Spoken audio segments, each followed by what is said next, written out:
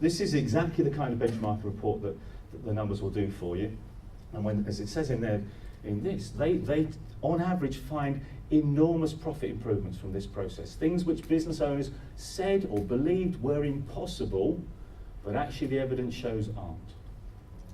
So what this kind of benchmarking does for you is it gives you 19 key measurements, key performance indicators down here. It shows you visually how you stack up with your industry. So a long green bar means you're in the top third, short red bar means you're in the bottom third, middle length yellow bar is the middle. Obviously it gives you the exact metrics and the exact comparisons, but just visually you can see strengths, weaknesses by the colour and the size of the bar. It then uses those insights in the middle here. So this is the sort of the sat-nav starting point. This is your GPS location, the facts about where you are relative to your industry. In the middle here, it then starts to map out, based on this evidence from others in your industry, how much higher your profits might be, how much higher how much faster you might be able to collect cash because other people are already doing so. So it calculates what they call the sensitivity. So for example, here, you can't read it, but it says that if you could earn the same gross margin as the top quarter of your industry are currently earning, this would add, at your current level of turnover, £109,600 to your profits. We don't know how to do that yet, but the point is, the evidence shows, well, 25% of your competitors know how.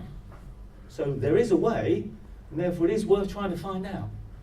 And that's always the power of benchmarking. It opens the mind, and then the final part of the benchmark report will start to create an action plan for you for starting to make that improvement in profits or that improvement in cash flow happen. So that's the first thing we did.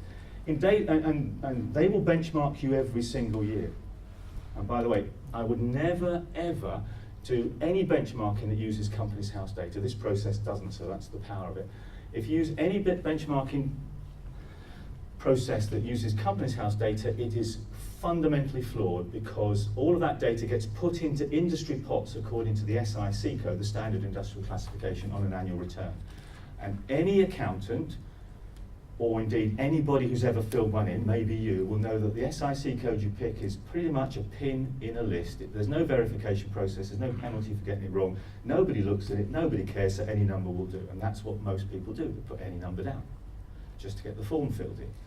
But that any number that's gone down is how you'll be compared against a random selection of other businesses who put any number down. So it's not robust, so this doesn't use that approach. They will benchmark you every year in that robust way, so you get those insights every single year about how you fit. How would a football team know whether it was doing well or not if it didn't have a league table performance rating? The comparison to your peers is a critical part of evaluating success and identifying what to focus on, what to build on, what to keep working on, what to enhance and what to throw out and start again with.